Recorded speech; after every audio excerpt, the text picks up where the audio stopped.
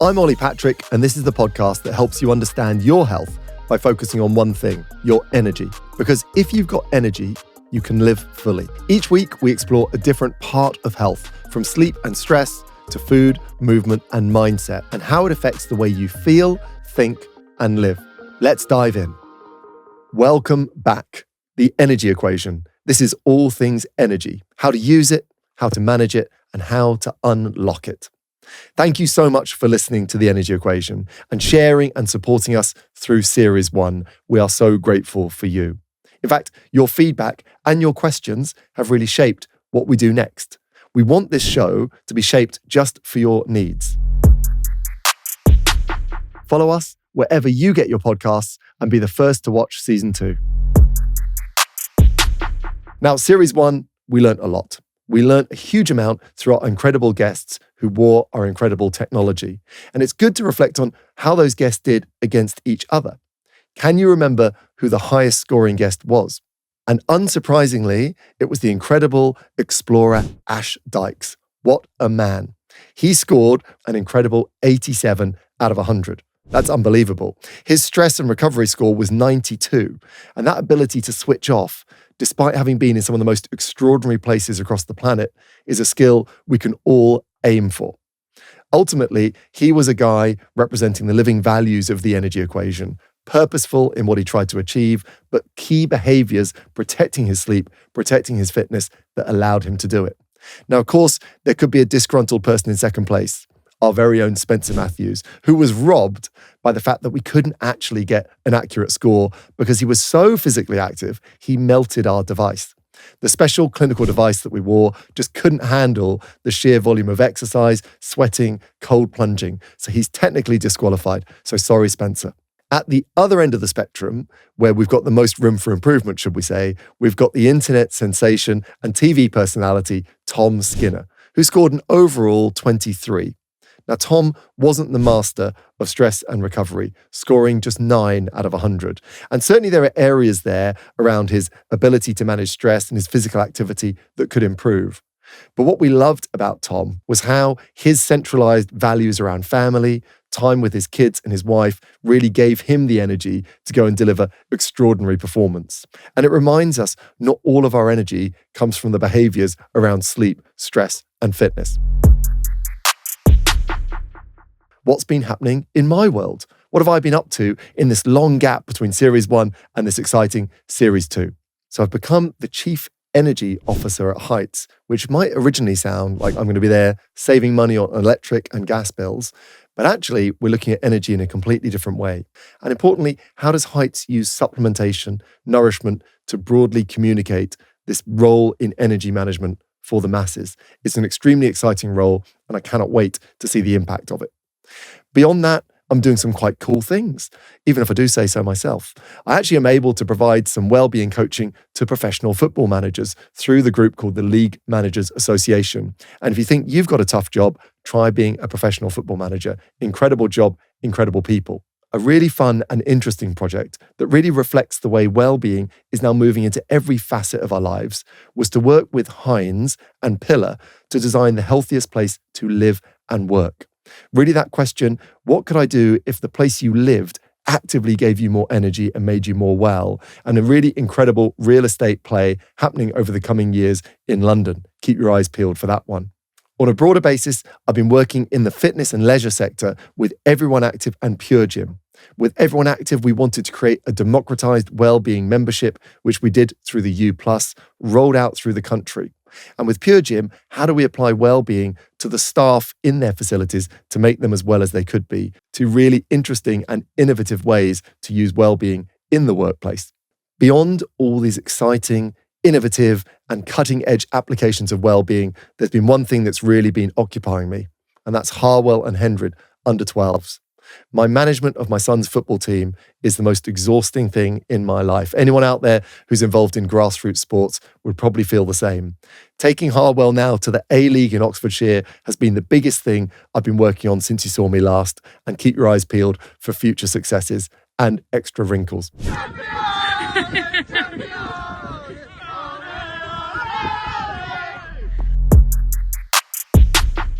So what are we going to do with Series 2? What can you expect in this developing series? Well, we're going to add something new. We're bringing expert-led conversation with the ability to bring more information for you that you can take away to improve your energy levels. So now we're going to bring in actual clinical and medical professionals who'll give a new and different take on how you can get more energy from the lived experience of looking after other people. Now, I know you love the test we run on the energy equation, and that will remain. We still want to use an industry-leading sleep, stress, and fitness monitor, and those 3 days give us such rich data. And actually, even since we've been running this test on our guests, the value around cardiorespiratory fitness, VO2 max, has lifted off in the global mind's eye. Why? Because VO2 max and this measure of fitness is increasingly becoming the best single measure of life expectancy. But beyond measuring stress, sleep, and fitness, we want to add more. We want to go deeper than anyone has gone before on a podcast, or they could probably expect in most medical offices around the world. And we're bringing a whole new layer of personalized data insights in Series 2. We're bringing in stride testing. We're bringing deeper insights to those famous faces so we can learn about not just where they're at, but where they've come from. And we're going to do that by using the Get Stride DNA test. And think of this as a personal blueprint of the individual's health. Instead of me potentially guessing, or the guest guessing with their diet, or their exercise, or certain lifestyle habits, we're now going to take those genetics, the building blocks of life, and try and increase our ability to give personalized advice. This DNA test is going to look at areas like how equipped an individual is to manage stress and sleep, not just how they're doing in the present, but how were they destined to do. The test will look at natural tendencies around focus, the physiology of recovery, and even how you manage energy, which is good for us. Beyond that, your DNA gives us clues as to how your body responds to different foods, which type of exercise is going to suit you best, and which supplements might be most appropriate to plug those gaps. The value, as with all things energy equation, we're trying to remove the guesswork. No more trial and error. Here we're going to get clear and actionable insights, and we want to help our guests and you eat smarter, train better, sleep deeper, recover faster, and all of this should mean more energy every single day. I've spent years helping people understand what really fuels their energy. And when it comes to daily nutrition, Vitals by Heights is where I start. Most of us still fall short on those key nutrients that support energy, focus, and mood. And that's where Vitals comes in. This is what a modern multivitamin should be. It's advanced, it's absorbable, and it's actually effective. It includes not just the basics, but 20 essential nutrients, including omega-3s and B vitamins, which are vital for brain health and energy metabolism. What sets it apart and why I love it is the science. It's formulated by doctors and dietitians, and it's backed by thousands of studies. It's clinically proven to work. It's built for long-term impact, not just short-term spikes. And as someone who reads the research and feels the results, I believe deeply in this. In fact, I believe in this product so much, I've joined the Heights team as their Chief Energy Officer because I believe they're setting a new standard in supplementation. If you're ready to kickstart your energy journey, start with Vitals. Get 20% off your first month at heights.com/EE or use the code EE20 at checkout. DNA is an interesting thing. 2 examples of how I used my Get Stride test was that theoretically, because I'm nice and pale, I should be better at converting vitamin D. That's my superpower after all. But when I look at my DNA, my conversion of sunlight to vitamin D is a little sluggish because one of the enzymes, these chemical messages in the process, doesn't work very well. So when I did my Get Stride DNA, I learned I needed a bit more vitamin D than I thought. Very similar for omega-3, this oily fat. Understanding that my body's ability to convert that is slightly inhibited. I can thank my mum and my dad for that. So I take, again, omega-3 to help me out. Another thing I learned through my DNA is I respond better to cardio. So I prefer running and jogging and swimming than I do to lifting weights. But my DNA told me I need to spend more time lifting weights. Now, it doesn't mean I have to listen to my DNA, but that is the message I clearly get. And yes, I have applied that to my weekly profiles. I also understand that I've got a slightly increased injury risk. So when I'm not sure whether I should train because I'm knackered or whether I should do something, knowing that I'm at slightly higher risk of getting a tweaked muscle or a twisted ankle, etc., means I often err on the side of safety. All useful information for me to use as I see fit, not to tell me what to do, but to help me understand what I can do. Now, it wouldn't be the energy equation without our guests. And this series, again, we're bringing that additional data with new guests from all walks of life. There's just one common theme. There is something you will learn from how they manage their energy that you can pull into your life where you're at. For you to get exclusive insights into those guest data, you'll want to tune into every episode. So to do so, please make sure you follow now. Beyond following, we still want to hear from you. Tell us what topics you would like us to cover. We've got these additional episodes where we can speak to you about all the things that are confusing you with energy and beyond. What challenges or questions do you have about energy, about your sleep, this word recovery, the good versus bad stress, and well-being at general? We want to know about them. Remember, this is your show too. We are making this for you to optimize your energy. So tell us how to do that. I want to take a moment to thank our partners for this season of The Energy Equation, Stride One. They're not just sponsoring the show, they're helping bring it to life in a really exciting way. The guests you hear from this season have been tested using Stride's platform, looking into things like their DNA, their gut, their blood. And this means we can actually see a blueprint of their internal health and start to connect the dots between how they live and how they function. And the reason we've partnered with Stride is simple. We trust them. There's no gimmicks here, no guesswork, real, science-led insights into what drives energy, recovery, focus, and longevity from the inside out. If you've ever wanted to understand your body like this, to go beyond those surface metrics and get real clarity, I honestly can't recommend Stride One enough. You can get a special offer on the exact same test I've used and that our guests are using by heading to getstride.com/energy or just check the link in the description. We'd love you to pop a comment on whatever listening platform you're using or reach out to us on Instagram directly at the.energy.equation. That's our site. We love to hear from you there. Most importantly, thank you for being here. Thanks for sticking with the energy equation, for finding us and using us, hopefully, to unlock more energy for you. And let's get started. As with all things energy equation, we want you to learn something from every episode. So what we've done, we've invited the crew at the energy equation to fire in some questions, hopefully with some magical knowledge attached. So let's see what they are. Hi, Oli. Cam, editor of the show and other shows. So my sleep historically has always been bad in terms of not being able to get enough recovery, not being able to get enough good sleep. And I'm at a stage now where, for example, 2 days a week, I'm in London. So I get up at 5, get the train at 6, then I'm home by sort of 8, 9 o'clock at night, not going to bed until 10. And then the rest of the week, I have sort of a normal cycle of I go to bed at 10, I wake up again at 7, and that's sort of pretty consistent. For somebody that has a varied kind of sleep schedule, is there anything differently that I can be doing in order to make sure that on those days where I do have good recovery and I have that regular schedule, how that might help me on those longer days when I have to get up earlier, for example? Such a good question. A challenge. So what we're seeing increasingly is that sleep consistency is of equal value to sleep duration. And what we get with those 2 days that sort of stick out like a sore thumb is you confuse the hormones that underpin your energy. We talk a lot about circadian biology. Circadian is our about 24 hours. That's what circadian means in Latin. And your body on those days you wake up early is grinding out a work day slightly out of kilter with the hormones that would normally be released several hours later. So your body doesn't know you've got a day in London. It doesn't know that this day is an anomaly. What it does is it wakes up in a pattern that's slightly counterintuitive to the optimal levels of this stress hormone cortisol, which should be released in the morning, and the optimal release of your evening sleep hormone melatonin. There's a few things we can do. To give it a concise answer, we'd need to do a deeper dive. We'd say, can we get a more even 7-day rhythm? So is it you wake up slightly earlier on all the days of the week if that morning disruption is fairly consistent?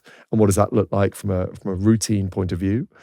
Otherwise, we could potentially use things like non-sleep deep rest or power naps to offset some of that loss of both sleep volume and sleep quality.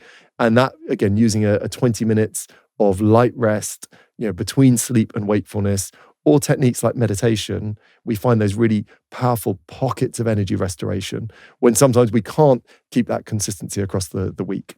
I think probably my ideal would be getting you waking up slightly earlier for the rest of the week to reduce the impact of those 2 anomalous days, and using strategic naps on the days where you just feel a little bit short of energy. Somewhere in there, we might find something that gives an extra boost. Awesome. That's great. Thank you so much. Hi, I'm Gemma. I'm the producer of The Energy Equation. And I have a question for you, Oli. So I am always conscious of health, fitness, calories, and trying to stay in good shape. I get to 3 o'clock most days and I need a little something to snack on. Usually I go towards a sugary something, but most things I go to are high in calories. Is there anything that you think I would benefit from having at around 3 o'clock when I just need that little hit to keep me going until the end of the working day? It's such a consistent problem. There's a world that sort of made snacks built around the idea everyone gets this energy lull. It's quite consistent. It's often a combination of things. We do have a slight drop in core temperature that does give some suggestion to the fact humans were designed to sleep twice with a little afternoon nap. And of course, some countries across Europe have adopted, or around the world, have adopted a siesta. So there's something to be said around that. That may not go down well in your place of work when you just go and have a little sleep, but that's something we can talk about. Can we schedule it in? We can definitely schedule it in. So there's 2 parts to it. The other part is often associated with the size of my lunch, the carbohydrate consumption of my lunch, and the physical activity I've engaged in post-lunch. So rather than trying to find the ideal snack, the question would be, how do I avoid that energy lull? What we would look at is going, can I make sure that lunch is more centric around protein? So that could be lean proteins like chickens or tofus, and surrounded by vegetables, but without potentially too many heavy, complex carbs, bread, rice, pasta, potatoes. So what's the carbohydrate content of my lunch, and how quickly did I eat my lunch? And then critically, did I go for a small walk or movement after my lunch? And what we often find is where people do have a big, heavy carbohydrate lunch and then sit, we have a slight challenge to their body in terms of digestion and blood glucose. What we often see a huge benefit from is a more protein-centric lunch, eaten slowly with a walk thereafter. And when people are tired, I often say, are you still tired if you get outside and go for a 5-minute walk? And if that person is still tired at that point, we might look at other snacks, and still those snacks might, again, be slightly less high in refined sugars, so a protein bar perhaps, or a fibrous fruit like an apple, or an apple with some almond butter. That's a brilliant snack in that window of time, or nuts of any description. But I think trying to preempt that by saying, can I eat my lunch slowly, protein-centric, go for a walk outside after lunch, and when I'm feeling that slight malaise kick in, can I get moving? Circulation has a huge benefit. Can I get outside into the light? And if I do those 2 things, we normally find that impact is far, far less. So either nap or get out. Alrighty. Thank you. So Oli, I'm your studio videographer. I'm 29, turning 30. I get served on Instagram a lot of ads for like testosterone replacement therapy. And I feel tired quite a lot. I feel like I'm desperately trying to cling on to something of my youth. And it feels like the magic solution to all of my problems, and that's very much what it's presented as. And is that something you think people should be looking at? It's a great question. We're all clinging on to our youth. I think that's a really important middle ground. I think a lot of people would love low testosterone to be the cause of their low energy because it gives a single point solution. We had an amazing discussion with Sir Steve Redgrave in the last series, who had very low testosterone that had been misdiagnosed as, well, aligned with the diagnosis of poor psychological health and well-being, a la depression. Because when you got very low testosterone, particularly having had it, it's our virility hormone, it's our vivacity hormone. I think that the great thing with energy is if the particular protagonist is not the cause of the problem, then it won't be the solution to the problem. And what we'd find in most males aged 29 is they're not going through this early andropause where testosterone levels that were once high are now disappearing into the ether, and you're sort of on the spiral down into middle age. Saying that, you never know. And I think one of the great challenges with testosterone is it sort of competes with our stress hormones. And if my body is is running ragged with being extremely busy, training extremely hard, sleeping poorly, then what I often find is my body makes a bit more of this stress hormone cortisol, which comes at the cost of making so much testosterone. So even in the scenario where someone's got too little testosterone, it may not be that adding testosterone is the right solution. It might be releasing more by leading a life that's more aligned with rest, recovery, and recuperation.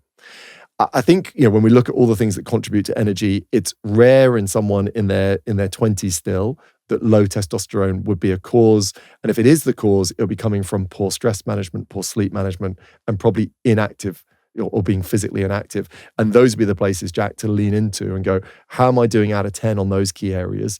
And if I'm doing 10 out of 10, then running a blood test to just exclude it wouldn't be any harm. But if you're not running 10 out of 10 on your sleep, on your nutrition, on your hydration, on your stress management, then can you get one of those from a 6 to a 7? And that would be the sensible place to start. Yeah, amazing. Good. So, hello, Ollie, it's me, Sean, sound man from Beyond the Wall. In a similar vein to Cam's question, I moved house from a very, very noisy flat to a very quiet one at the end of April and have been sleeping a lot better as a result, which is great. Yeah. Long been in the habit of sleeping with earplugs, but what moving to a quieter room has revealed is that I'm also a light sleeper in the sense I'm very, very sensitive to light. Who knew? I didn't realise. I always thought it was the busy road in my old place keeping me awake. Yeah. Do you have any advice beyond the elephant in the room, i.e. sleeping with an eye mask, which I'm trying now, or not advice, but is there any way to be less sensitive to those sorts of gradual and kind of ambient stimuli as opposed to like loud bangs? Because I'm being woken up gradually but early at kind of sunrise by light. And is there a way to somehow ensure a deeper sleep and avoid that in the first instance? That is a great question. Not an easy one to answer. I think there will be natural variances between, again, how thick people's eyelids are or, what they're tuned into. I think broadly, we're more distracted by our environment when we're slightly listening out for it. So for me to go into deep sleep, so when I first fall asleep, I want to go predominantly into what we call slow wave sleep, which is where my brain goes to its lowest level of activity and I'm completely lost to the world. In that state, I'm less likely to identify light or noise in any description because those senses have down-regulated. But I won't go there if I think I might need to be alert for something. And so what we've often got is, can I get my ambient environment from a light and a noise point of view to the lowest baseline possible? And of course, as you rightly said, I can manipulate that with earplugs or an eye mask if I'm in the central London flat or an urban area. If I'm still being awoken by those stimuli, then in some way or another we think the brain is still looking for those stimuli. It's not quite believing it's safe. It's got one eye on the world. And then our third great vehicle above reducing noise and reducing light would be reducing core temperature. So we can manipulate the body into a deep sleep by trying to drop our core temperature, and things that do that could be just air cooling, or again, using a warm shower or warm bath and then naturally letting yourself cool afterwards, which seems counterintuitive, but does work quite well. Beyond that, we're looking at how do I clear my mental inbox, and even techniques like journaling or writing a to-do list or a really clear hard stop on phones, technology, and the digital world all sort of ebbs together to go, if I really want to let go of the fact my body's clinging to the light or clinging to the noise, have I let go of the world?